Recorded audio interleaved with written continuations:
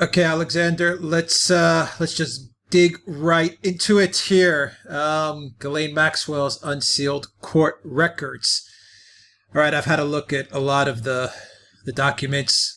My take, the big losers in all of this, the really big losers outside of Ghislaine Maxwell, obviously. I think her life is in danger after these documents have been released, even though there are a lot of redactions. Bill Clinton, really, really big loser here. Dershowitz, really, really big loser here. FBI, the FBI. Yeah, Really, I'm glad you really mentioned big them. loser. To me, this is perhaps the single biggest and most disturbing revelation of all. Carry on. Yeah, let me read you some tweets, Alexander, and then you can dig into the story. And I'm going to refer to Technofog, who has done an excellent job of covering this via Twitter throughout the whole Epstein saga. And let me just, in no particular order here, I'm just going to read you some of the tweets from Technofog. Witness interview. Bill Clinton was at Epstein's Island with Jeffrey Epstein, Ghislaine Maxwell, and quote, two young girls. The interview goes like this. When you say you asked him, why is Bill Clinton here? Was here? Question mark. And this is an interview with Virginia Giuffre. By the way, she's the witness that Technofog is referring to. Virginia Giuffre says, on the island. And the interviewer says, when you were present with Jeffrey Epstein and Bill Clinton on the island, who else was there?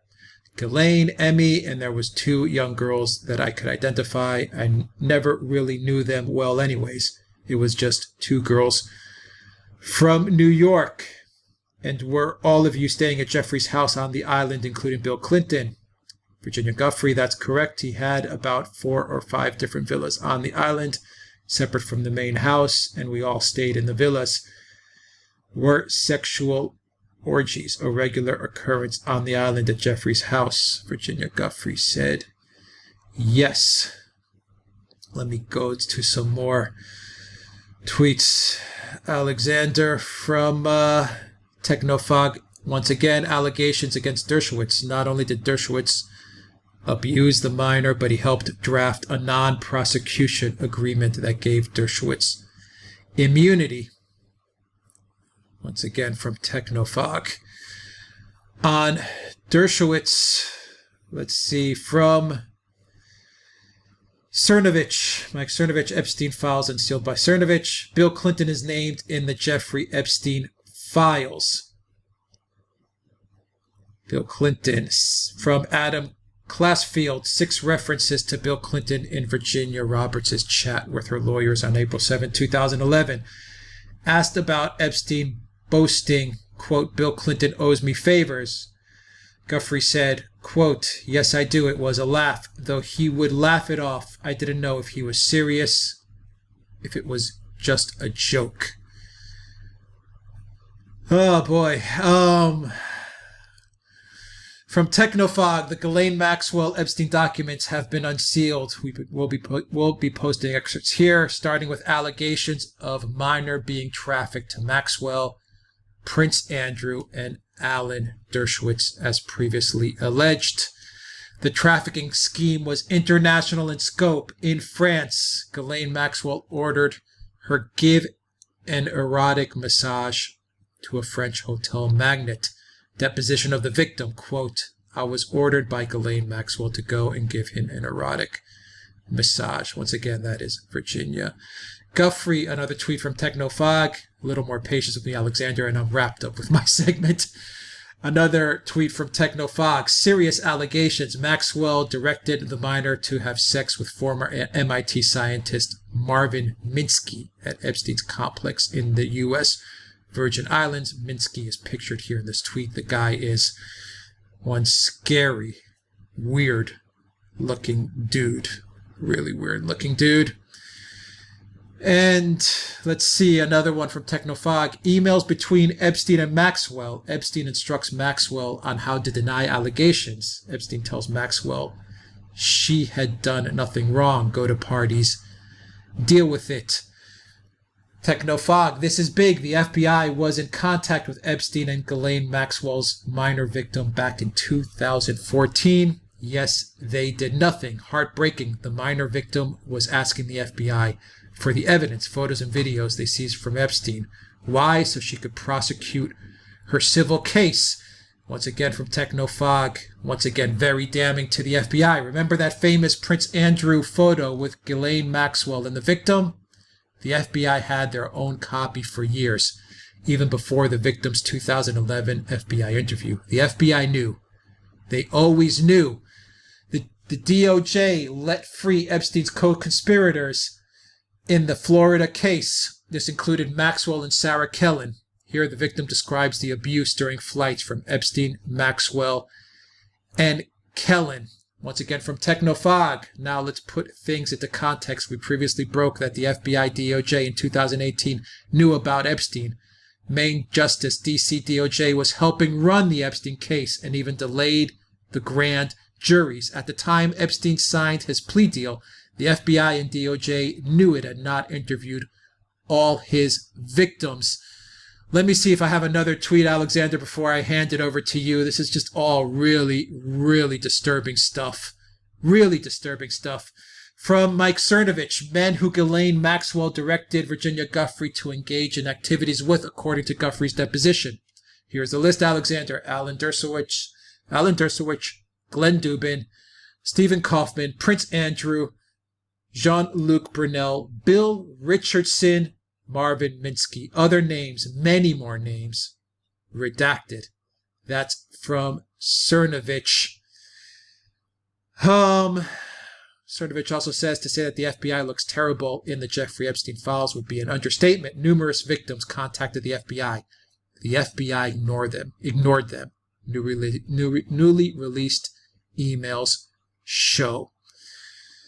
And there's also another tweet, Alexander. I kind of memorized this tweet. I forgot from who it's from. But anyway, the tweet said that Ghislaine Maxwell had testified that she had no contact with Jeffrey Epstein. Since, I believe, 2011, she had zero contact with Jeffrey Epstein. That has been proven 100% false. There are emails from 2015 showing that Ghislaine Maxwell was in contact with Jeffrey Epstein. I'll dig up that tweet and put it on the screen for our viewers to see, Alexander. I said a lot. I was meandering in different timelines because I just have so many tweets open, so many windows open. But go ahead and try to put some order into it and break down this huge story. You're very clear. Can I just say, I've also seen this. I've seen the emails, by the way, that Epstein and Maxwell were indeed in contact with each other in 2015. So already we've seen part of her defense crumble. Now, can I just say, we've had this big build-up to the revelation of these documents.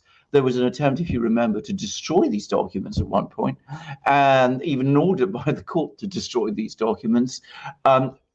I did wonder whether there was going to be a terrible sense of anticlimax when they appeared. Not at all. On the contrary, they are even more interesting. I use the word carefully. I choose my word carefully, but interesting both from a humanitarian point of view, but also a legal one than I had imagined. They are extraordinary. They are very, very remarkable indeed. Now, Bill Clinton, as you rightly say, he's thrown into the middle of all of this. He's got serious questions to answer. I would say he certainly needs to look to his lawyers. Alan Dershowitz, by the way, the same. And can I say something about Dershowitz? I think he did a great deal of damage to himself with a tweet he put out today, in which he said, that he hopes that that Epstein did indeed videotape everybody on these islands and in his residences having sex, because that will somehow prove that he didn't. Now, I thought that was an extraordinary thing for Dershowitz to say. He, as a lawyer, ought to know that the fact that you don't have videotape evidence of someone having sex doesn't mean they didn't have sex. That is what lawyers call a non sequitur. So I am surprised that such a clever man and such a brilliant lawyer as Dershowitz, who should have said that, and I can only assume that he panics. I mean, that with all this coming out, it's the kind of thing somebody says when they're in a state of panic. Lots of other names, as you rightly say. There is a large section of witness statements that refer to one particular British individual, a very powerful man in Britain. Now, when I read it, I thought to myself, that might be Prince Andrew. But then I have to say, I took a step back, and I mean, Andrew's name appears in other places, so why would he be redacted here? Perhaps it is Prince Andrew, or perhaps it's someone else.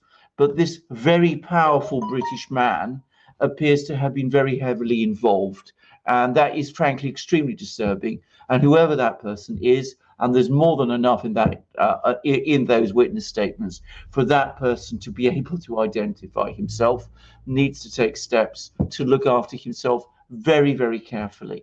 But as you rightly say, put aside Ghislaine, whose defense is held under the waterline, in my opinion. Put aside these revelations about this extraordinary number of people.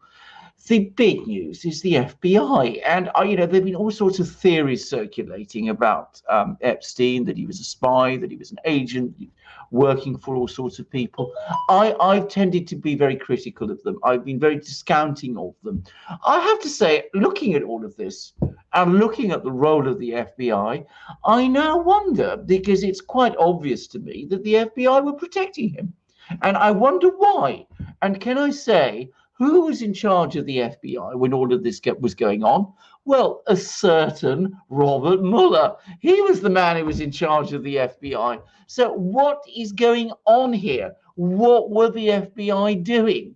There is something here. And you remember Alexander Acosta, the prosecutor, the federal prosecutor, being told that, don't touch Epstein because he's connected with intelligence.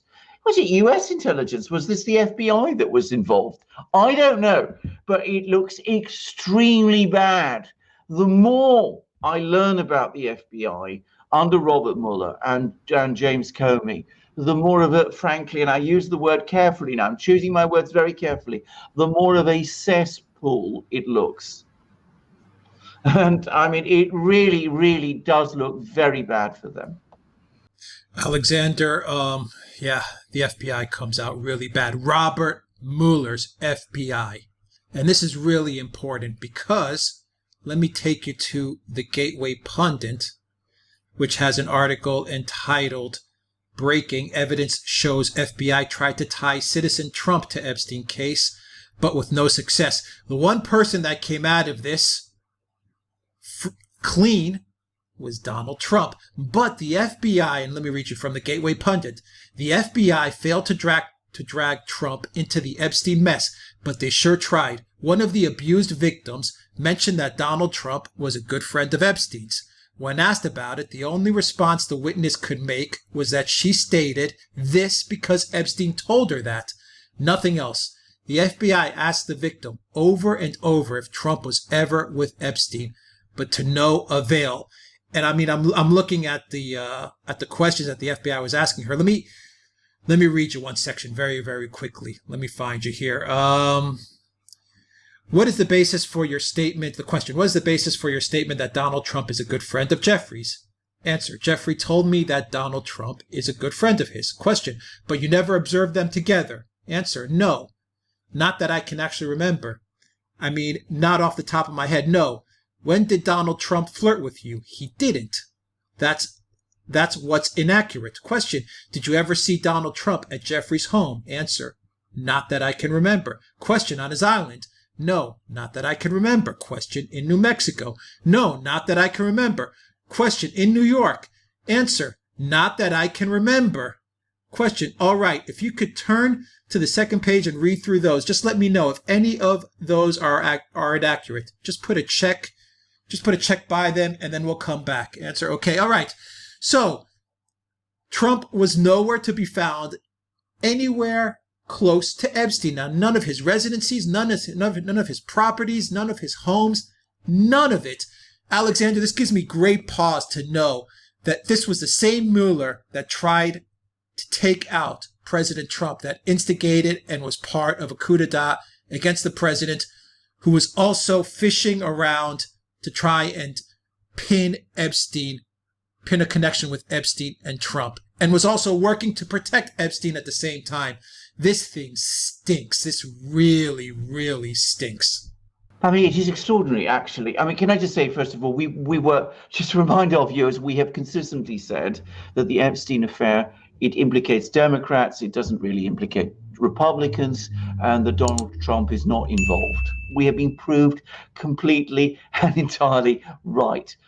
Everything pointed in that direction. Others have tried to insinuate otherwise. They were wrong, we were right. I just say that because no one else ever says these things. When we get it right, we have to say it, because apart from some of our viewers, whom we're grateful to, you can be quite sure that no one else would point this fact out. But it's astonishing leading a witness in that way. I mean, the witness says, I don't know anything about Donald Trump. So you just go on asking her questions. And it's quite clear that, I've read police interviews. I've read many of them in my time. What that investigator was trying to do was he was communicating to this witness, you will help yourself if you implicate Donald Trump in some way.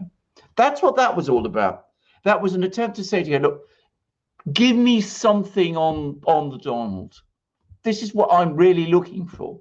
And interestingly enough, this witness, either because she wasn't quick on the update, or far more plausibly, because she is an honest person, refused to be led and said, there's nothing to do with him. He wasn't there. He wasn't in New Mexico. He wasn't in Manhattan. He wasn't on the island. He wasn't in the ranch. He wasn't anywhere. He has nothing to do with Donald Trump.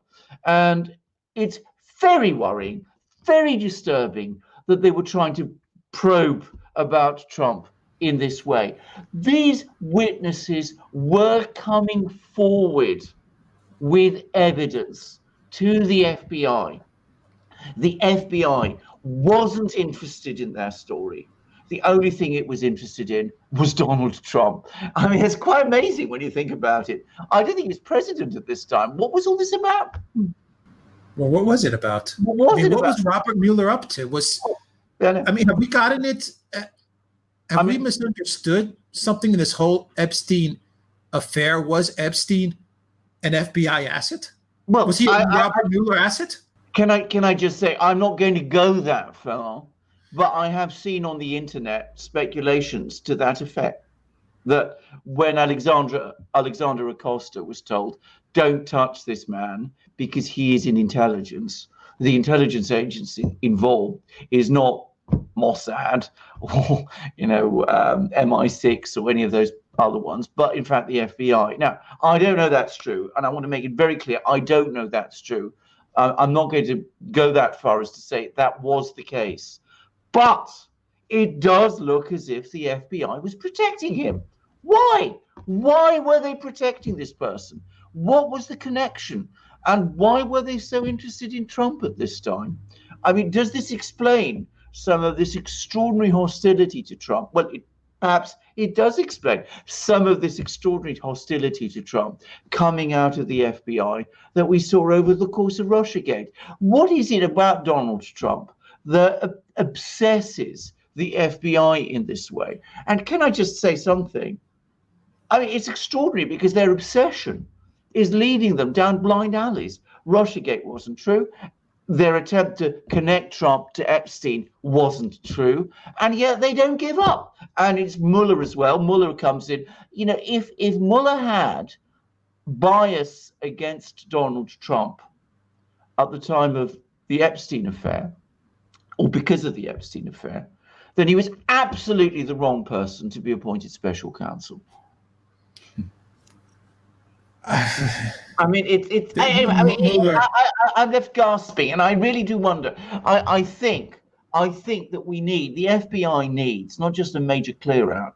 I think we do need a major investigation. I mean, Durham is a good step forward, but we need something more than that. We need to get to the bottom of this and understand what exactly was going on there, because clearly, if the FBI was protecting Epstein, then they were colluding in one of the worst crimes that's been committed in the recent history of the United States. I mean, I don't put it. I put it as high as that. I mean, I'm not talking about foreign policy crimes, but domestic policy crimes at a ghastly a ghastly paedophile ring being run by a deeply corrupt and terrible man, and the FBI was protecting it, and they were protecting it in a way that makes them already implicated in it. But if there was some kind of deeper connection between Epstein and the FBI, then that makes it even worse. And then various people within the FBI become accessories. Mueller needs to be questioned. I think there's no doubt. It's crystal clear. As I said, we need to have a proper investigation of the FBI. We need to know what's going on. Robert Mueller needs to be questioned. Absolutely. I mean, I have wondered at times, by the way, over the course of Russiagate, what this fixation with Donald Trump was. Was it really all about Russia?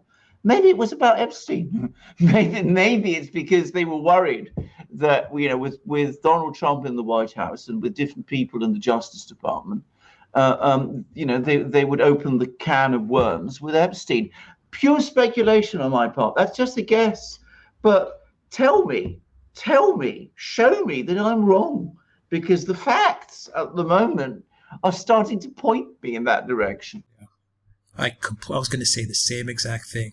The Russiagate had nothing to do with Russia. It had to do with stopping this man, Donald Trump, from digging into this Epstein story. starting to look that way. I mean, but if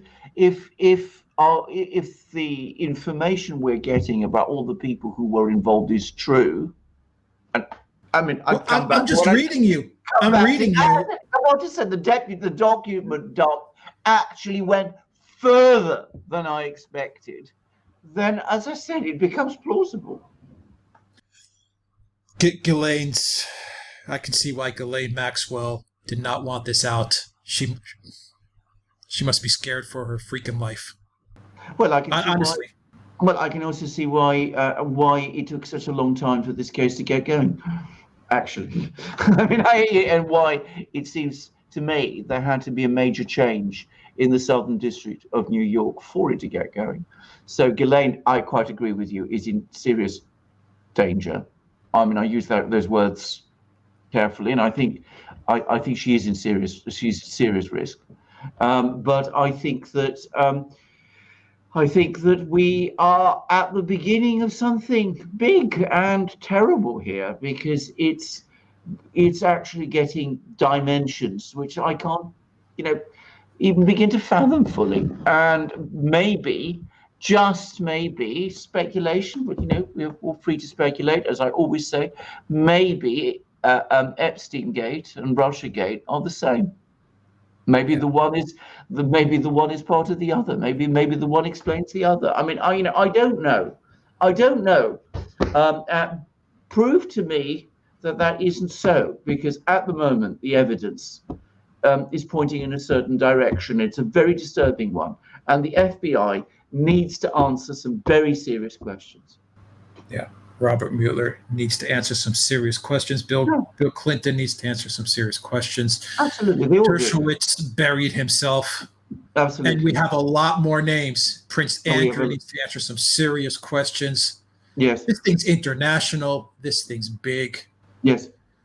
And of course, bear in mind that there are lots of redacted names. So it could very well be that all kinds of people that we know and are famous in the United States, that are involved in politics, involved in business, involved in commerce, involved in the law, in judiciary, judges, who knows? Maybe they are amongst those names. And we mustn't assume this is only one document dump amongst many. There may be lots of others. Yeah, there's something really, really evil. I have to say, DC, going on in DC, really, really evil stuff. I have to say, I thought this was a big affair. I've always sensed that the Epstein affair was a big one. I mean, it's turning out to be even bigger than I imagined, and that really is extraordinary. Actually, I'm starting to see why. I mean, we've known why, but I'm really starting to see why they despise Trump so much and why they want to get him out at all costs. Why they're willing to burn the entire country down to remove Trump. Well, indeed. The pieces are starting to fit. Well, indeed. Well, indeed. But anyway, the one thing to say quickly again, Trump himself comes out of this with completely clean hands.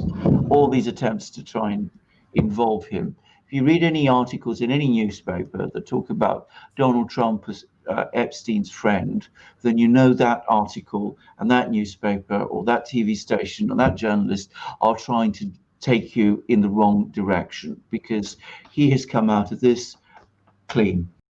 Yeah. All right. Well, I just want to stress again, Alexander, all I read was the exact quotes from the documents that we had. So, yes. Just so everyone knows, they've seen them. I was just reading exactly what was in front of me. We're not making anything up. We're saying what it is. And when we are thinking and, speculating, we say so.